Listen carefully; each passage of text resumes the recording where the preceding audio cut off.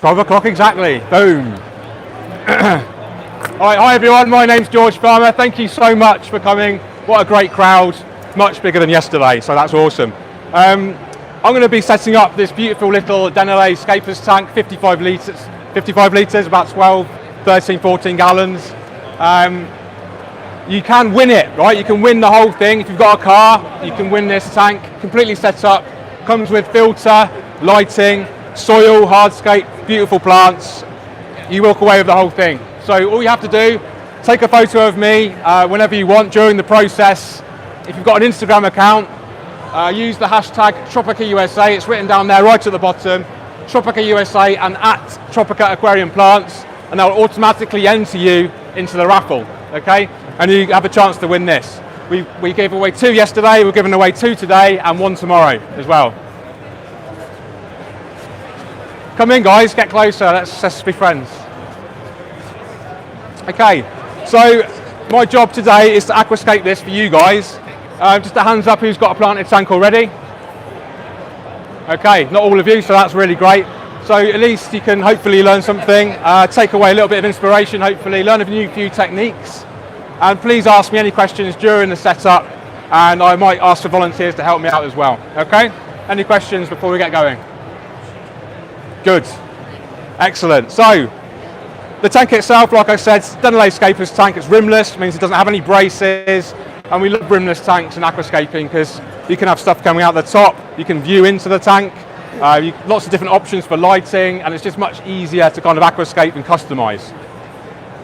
Good. First thing we do,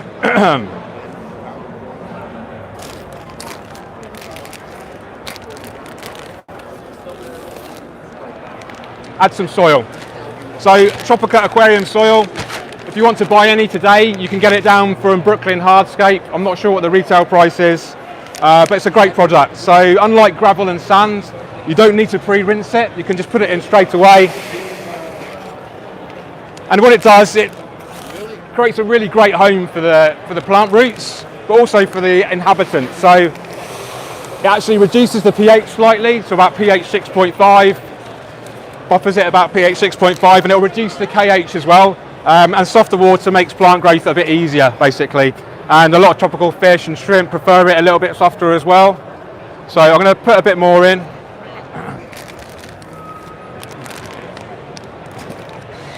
It contains nutrients for the plant roots as well, so it'll feed the plants. It's a very kind of a loose structure, which is ideal for bacteria colonization. And also, because it's so loose and light, it allows for really easy root penetration as well. So it's just a really, really great home for your plants.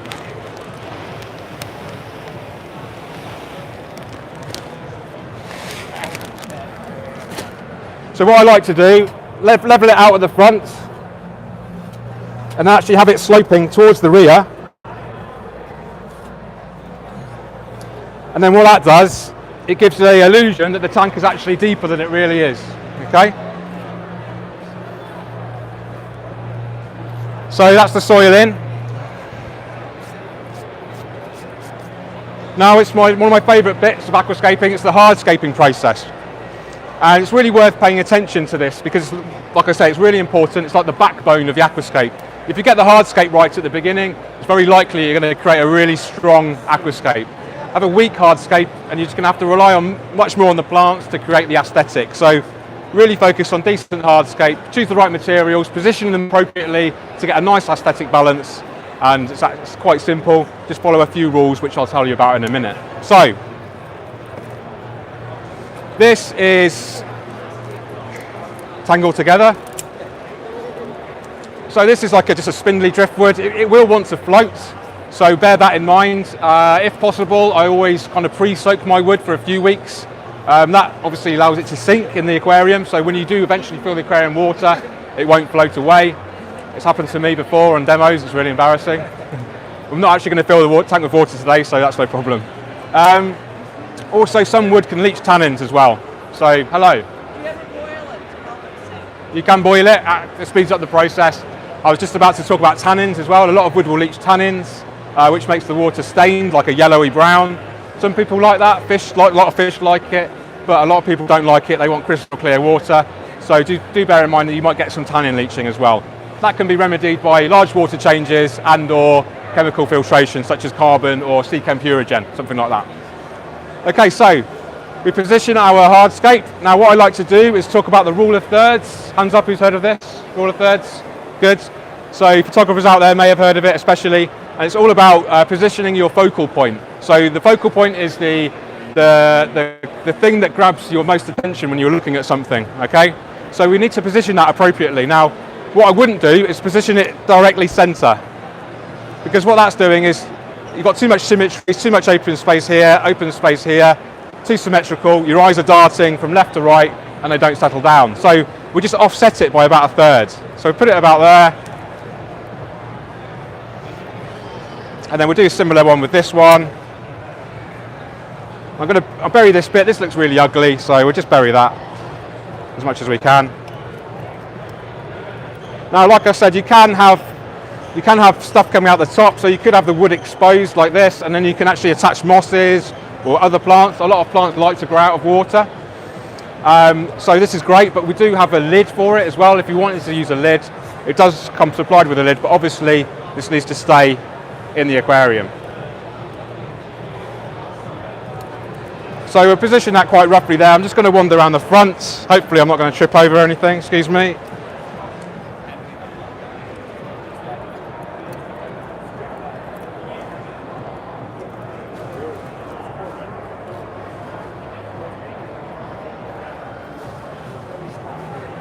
Okay, I'm quite happy with that.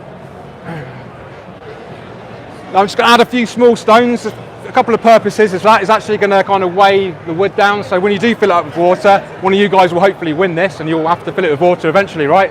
And you don't want the wood to float. So what we do, put a couple of stones on, and we're going to use the stones for aesthetics as well as just weighing the wood down. So I am going to kind of position this about there. We are going to plant really heavily, so it's going to hide a lot of the stone, so it's not too essential on how we position it or how it looks at the moment. And then I'm probably going to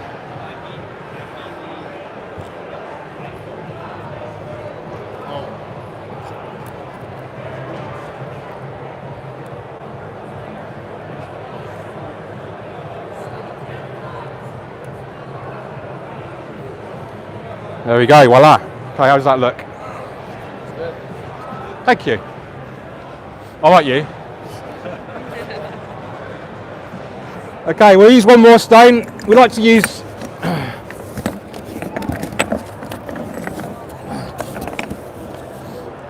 odd numbers with stones, because at the moment, as you can see, one stone there, too symmetrical.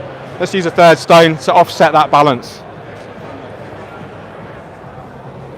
Now we don't want to put it too central again, because it's going to be too symmetrical, so we offset it. It's really good to kind of look. I'm really paranoid about like tripping up. Okay, so the stone has got strata. Okay, this is comfy, isn't it? These are the natural lines that are in the rock, and we can use this to our advantage to help position the stone and help create a really natural looking layout. So I'm going to look at the stone. I'm looking at it at all angles. What's the most interesting side? It's definitely this side, right? This is boring, interesting. So let's pop that in there.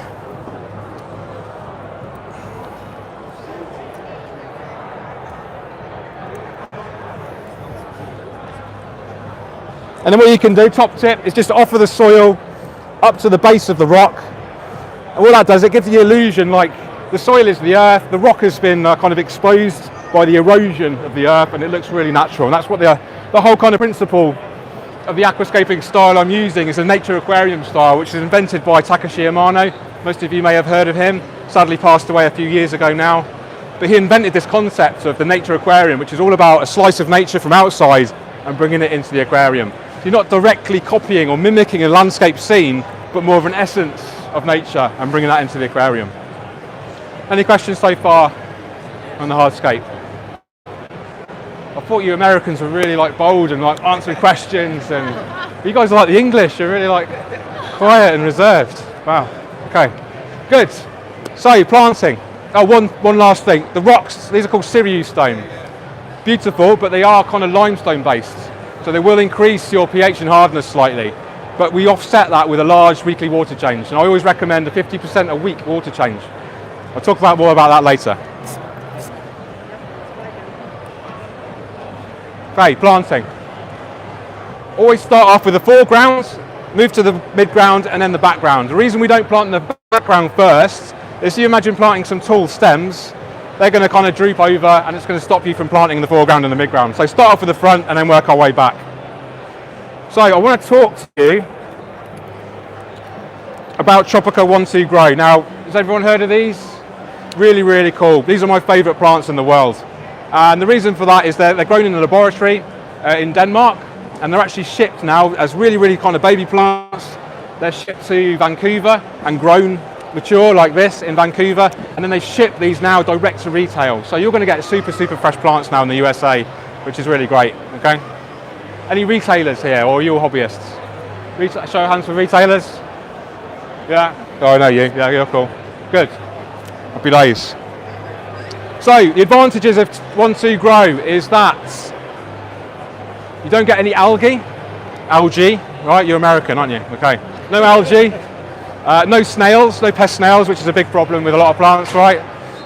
No pesticides, no diseases, absolutely fresh, really, really high quantity of plants. You can see how packed out that is. So typically you'll get 5 to 10 times more quantity in one of these than you do in a regular pot. Okay, so they are very small, but you just get more quantity. So they represent arguably much better value for money than a regular pot, okay? And you get all the other advantages. No algae, no snails, no pesticides, no disease. Okay, now the great thing about the Tropica 1-2 Grow is that it actually comes in a liquid media. So this is the growth medium that the plants use to grow when they're in the laboratory. Now the old kind of methods were using agar jelly. Some of you might have heard of this already. Quite a thick kind of gloopy jelly substance, which takes quite a while to remove. It's a bit of a pain. But now with this liquid, super easy. Just take off your lid like so, and then just pour it away. Take your plant out in one go like this. And then what I'd do, if I was doing it at home, I would use a bucket of water and I'd give it a rinse, but we're not going to do that today. I'm just going to give it the farmer flick. And now we have our beautiful plant. Now you see how white those roots are? Super, super healthy roots, okay? It's really important to plant with the healthiest plants that we can. If you plant with unhealthy plants, especially in a new setup, the plants are going to be struggling. That leads to algae problems. The more plants you have, the healthier they are, the better you look after your plants, the less algae you get, okay? So to prepare our pot, simply give it a tear like this, unravel it, and we have like a lovely kind of row of plants, and now we can separate that into individual portions. Really simple.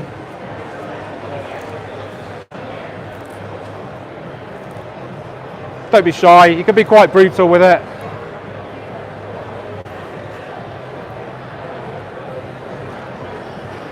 Arguably, you see there's a portion there, you can actually separate them into individual portions. So this tiny one here, that's an individual plant. You can see how many plants we've got in that one pot. It's probably 100, 200 individual plants. If you wanted to, you could do that for every single pot. I haven't got time for that today, but it'll give you, it's better, more economical. You could arguably plant a whole tank with one of these pots by separating it out, okay? Okay, using our Tropica tweezers, if you're into aquascaping or you want to get into aquascaping, tweezers and scissors are an absolute must, okay? If you want to go a bit more advanced, you can also get the spring scissors. These are great for like trimming moss, trimming carpeting plants, really, really handy. So, tweezers, plant, gently line up your roots. I've drank too much coffee, I'm a bit shaky, I do apologise. Line it up and then just pop it in nice and gently. Just push your finger on, take your tweezers out, and there we go, job's a good one. And then we just repeat that process. Now what I like to do to ensure an even coverage is plant one at one end, one at the other, and then go in the middle, and then just keep repeating that, and then you'll get a nice even spread. So I actually find this bit really therapeutic. I hope you guys do too. So who's got Instagram? Hands up. Who's entered? Keep your hands up. Good. We only had 9 entries yesterday, so the chances of winning were actually really high. So get your entries in, and you've got to be in it to win it, okay? So you go on have you got Instagram? No, sorry. If you've got a smartphone. If you have a smartphone, you can create an Instagram account and then you can join.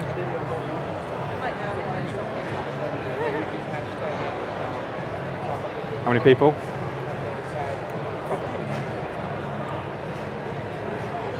Hello, YouTube followers.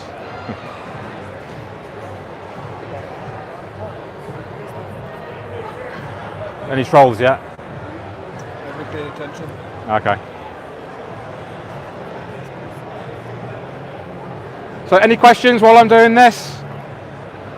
If not, I'll just keep waffling on. Once you purchase the plants, This one or this one? about how long do they last in the... It's a really good question. So anything from like 2 weeks to 8 weeks, depending on the species. They like a little bit of light, and the perfect temperature for keeping them is actually 16 degrees Celsius. You use Fahrenheit, don't you? I have no idea. I'm guessing about 60 Fahrenheit. So just below kind of regular room temperature. Tropica actually do a special fridge, which is 3-sided windows, so you can see the product from all sides. But 15 to 16 Celsius, let's say it's 60 Fahrenheit. Then they'll last for months, literally, in their thing. If they've got a little bit of light, ideal temperature, then they can last. Some mosses will last for years. Yeah, it's crazy. And the great thing for the retailers is that they're easy to store. You know, they don't need to be in a tank with water, obviously. Lower maintenance.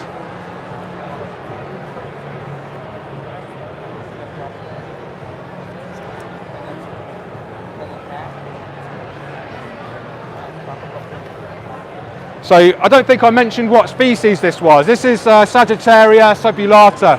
Now it can grow quite tall, or it can stay quite short, depends on the system. Hopefully it will stay quite short on this, because obviously it's quite a small tank. But it will carpet, and you can actually see how it's carpeting already.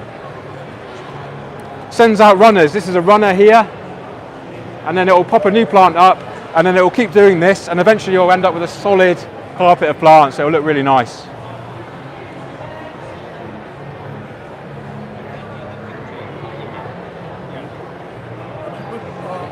bacteria in there, or you just straight? No, just rely on the soil and the plants, and eventually the bacteria will happen by itself. You could put shrimp in here quite quickly. They don't produce much waste at all, and they'll help with algae as well. So normally I will put shrimp in about a week after setup. I always do loads of water changes as well during the initial startup phase. This will help reduce the risk of algae. Sorry.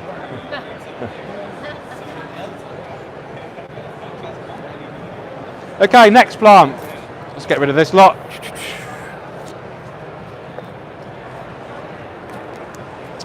Okay, Helianthum quadricostatus, beautiful plant.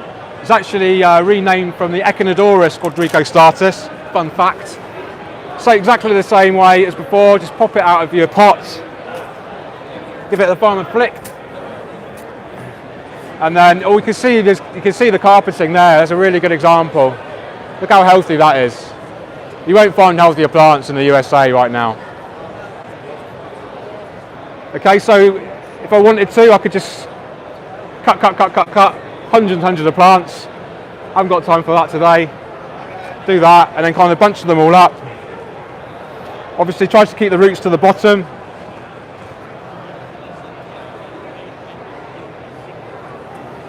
You can actually be quite harsh on the plant because it's so healthy. It just wants to grow. So you just kind of collective it up like this, grab your tweezers. It looks like a right old mess, it is, but with the light and everything, it will upright itself, it will start carpeting, and it will look great in about 3 or 4 days. So exactly the same as before with the tweezers. So it's a bit tricky. if I was at home doing this, I'd have some music, maybe a glass of red wine, chill out, take your time doing it. Enjoy the process. Aquascaping is all about relaxation, connecting with nature, having a lovely, kind of relaxing time.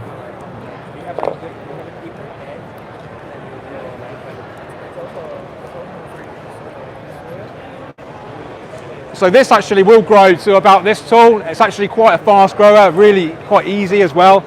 Doesn't necessarily need CO2 injection, although as with all aquarium plants, you will benefit massively from CO2 injection. Anyone using CO2 injection here? Yes, that's what I like to see.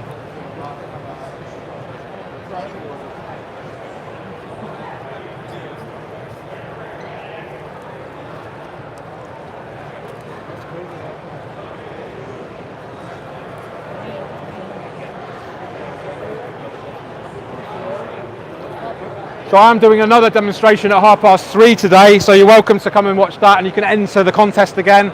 So do consider, if you're here all day, consider that. I'm doing another demonstration tomorrow as well at 11 o'clock, and also one, I think, at 1 o'clock in the main hall, in Hall A, I think. Big tank though. I think I'm the last show of the day, so it's worthwhile sticking around, right? Tomorrow is the big one, yeah. Hopefully I'll get some sleep before then. I've literally had like 8 hours sleep in the last 72 hours.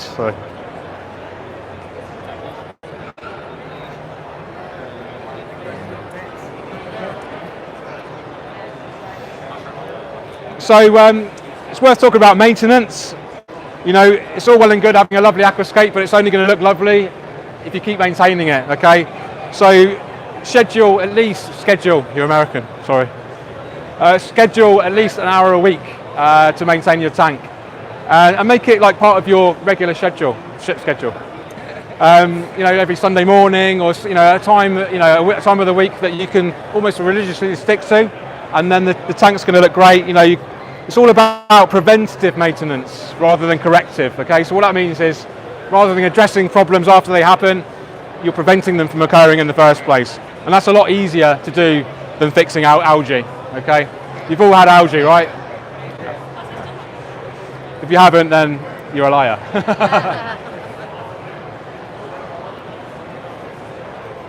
I still get algae. Blackbeard algae is one of the ones I get a lot of, not sure why. Lots of different theories out there, but it's just something you have to deal with. Regular maintenance, big water changes, basically focusing all your attention on keeping those plants super healthy, planting really heavily from the start, making sure those plants are really healthy, ideally fresh from the retailer, fresh from the store.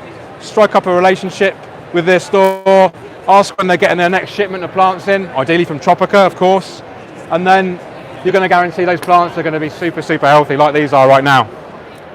Okay, so that's the foreground done. Now we're going to move into the midground. Favourite plants of all time, Cryptocorynes, Crypts. So to prepare a pot, take away the sleeve, take away the label. The label's really interesting. So there's colour codes with the Tropica labels. You have green, easy, orange, medium, and red, advanced. We're using mostly easy, I think in fact all easy today. So these plants don't need CO2 injection, although they will definitely benefit from CO2 injection. All aquarium plants will hugely benefit from CO2 injection. So green, easy, doesn't need much light. On the rear or in the front, you have the scientific name of the plant, Cryptocoryne wenditzii tropica. On the back, you have the size it grows to, the growth rate, and the light that it needs. So lots of handy information on there. So to prepare our pot, this is a great example of a healthy pot. So really nice white roots protruding from the rock wool and the pot. So really healthy. It's going to best chance possible of succeeding in your aquarium, okay? So just gently kind of grab your plot, separate it hopefully. So what happens is these are kind of entangled, so what I'm going to do, just rip them off. Ripping them off actually stimulates new root growth as well, so that's a good thing, and it makes planting much easier. So hopefully now, there we go. Now the rock wool comes in 2 portions, 1, 2, nice and easy. And then you can trim the roots or you can tear them off, it's up to you. So we've got about 1 inch there of roots. That's stimulating the new root growth. And then what we can do now is plant. So with something like this, you can plant with your fingers, but we're in a confined space. So sticks are using the tweezers.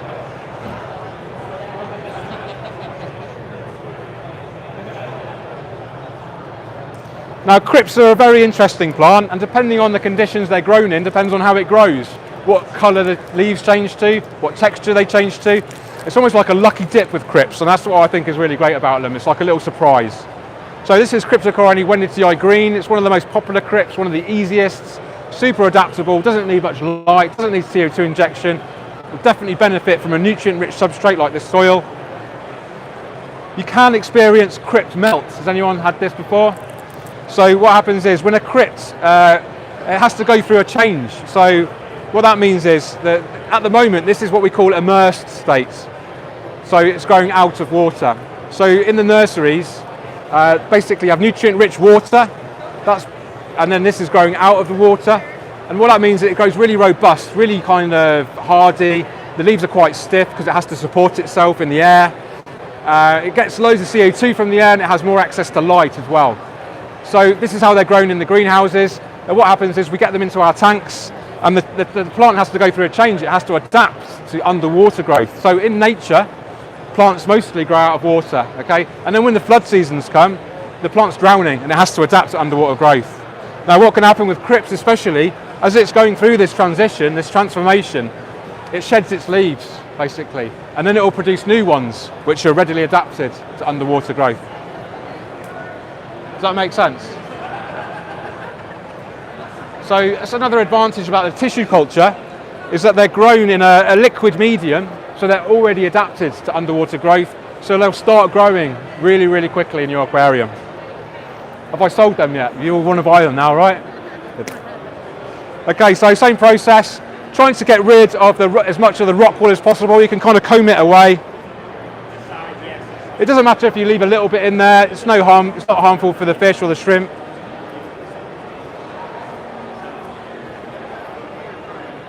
And then just twist. There we go, and that's ready to plant. Now we can actually split this up into more portions if we want to. And then you get better coverage. So that's okay. If you were at home and you're on a budget, you could obviously split it more and you get better coverage. I've got loads of plants, so I'm just gonna shove them in. Okay, so exactly the same as before, pop that in there. Now the great thing about crypts is because they're shade tolerant, they don't need much light. It doesn't really matter where you plant them in the tank. Okay, they could be under the woods, they could be shaded by other plants, and they're gonna absolutely thrive. They really don't need much light at all.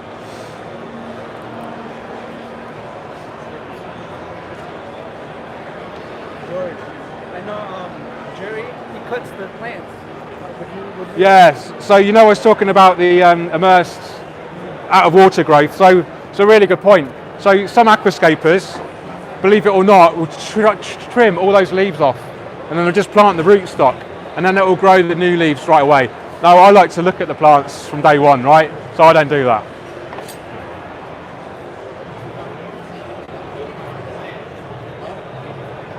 Saves a lot of mess and take. Okay, now we're going to move on to our background stem plants. So what have we got here? Bacopa caroliana, one of the easiest, fastest growing weeds that are out there. Okay, it's great for startup aquariums, so the risk of algae is super likely in a brand new aquarium setup. You've got a new filter, you've got a new substrate, you've got new plants, so algae is actually really likely because algae will just take any opportunity to grow. So what we like to do is plant really heavily, really healthy plants, look after those plants, and then you won't get algae. One of the best things to do is to plant with really fast growers as well. So you think about algae and plants are in kind of competition with each other all the time. The tank is like a war zone. The algae is always trying to punish you, but we can always defeat the algae by looking after the plants and promoting the healthiest plant growth possible. Now the thing is with this, because it's so fast, it tends to just fight off the algae. Simple as that. It's really good. So we can split that up again if we wanted to. We could do it stem by stem, but like I said earlier, I'm not going to do that. There we go, that's fine. So grab your tweezers again, you know what to do by now. Pop it in. Oh.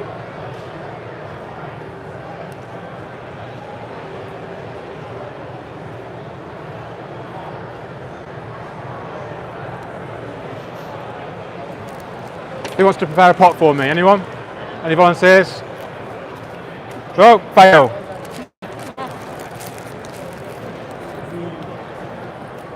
Anyone else? Good, mate. Anyone else? There you go. Okay, Rotala rotundifolia. This is a classic case of how a plant looks different when it's grown out of water compared to underwater. You can see the leaves are quite round, that's why it's called rotundifolia. What will happen is when it's mature, can you see the really nice red stem plant in that tank there? It will look similar to that in good light. The leaves go a lot more elongated, needle-like. In good lighting, it will turn a nice red-orange colour. Really, really beautiful. And again, it's a really fast, easy plant as well, so ideal for beginners and certainly ideal for new setups as well.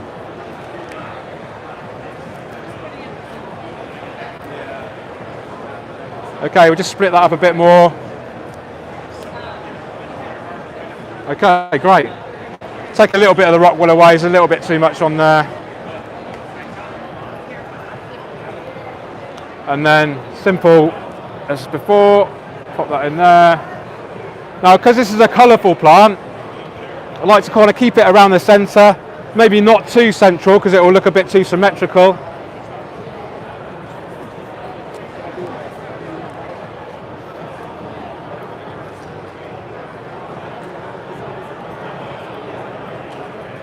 Thanks, guys.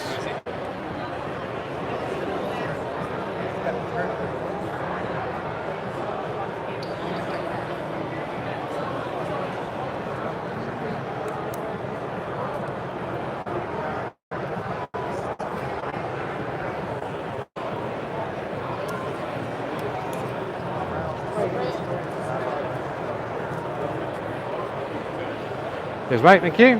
What's your names? I can't remember your names. JD. JD and... Oh, I'll forget again in a minute, so...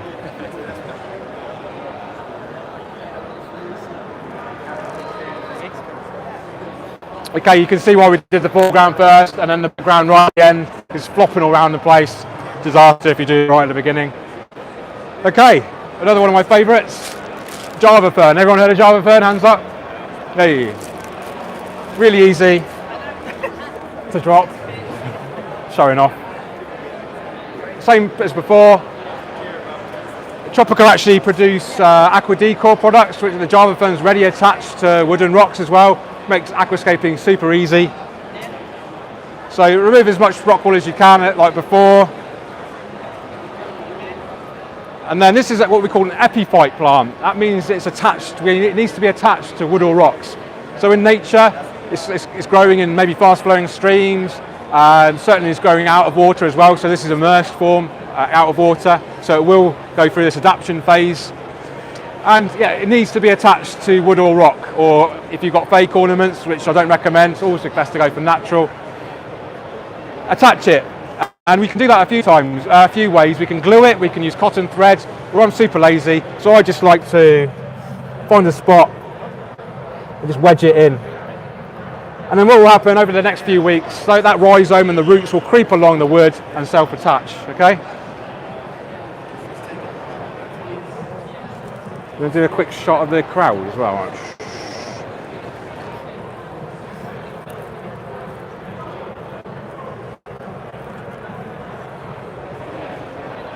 So, another one. This is the regular Java fern. You might know there's a few varieties. Tropica also do a narrow variety, so the leaves are a bit longer and slimmer, and they also do a trident variety as well, which is my favourite. The leaves are kind of look like tridents, like a three-way fork. Beautiful, really, really beautiful plant. The standard Java fern like this is really easy, as well as the narrow. The trident is a little bit more tricky. I would definitely recommend a bit more light and CO2 injection for the trident fern.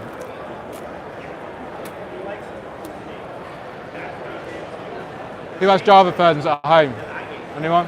Hey, awesome. Just start a new club. Java fern club. Okay. Just pop this in here.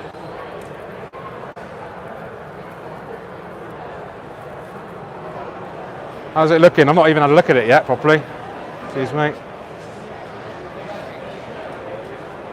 I really need to invest in a radio mic.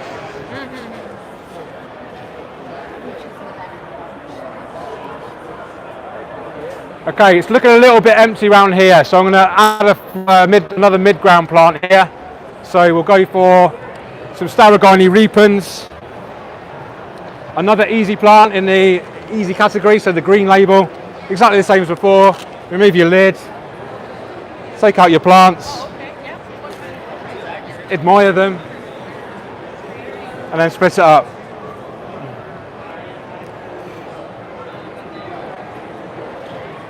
Okay, great. So we noticed a little area around here that needed filling up, so we'll just pop that in there.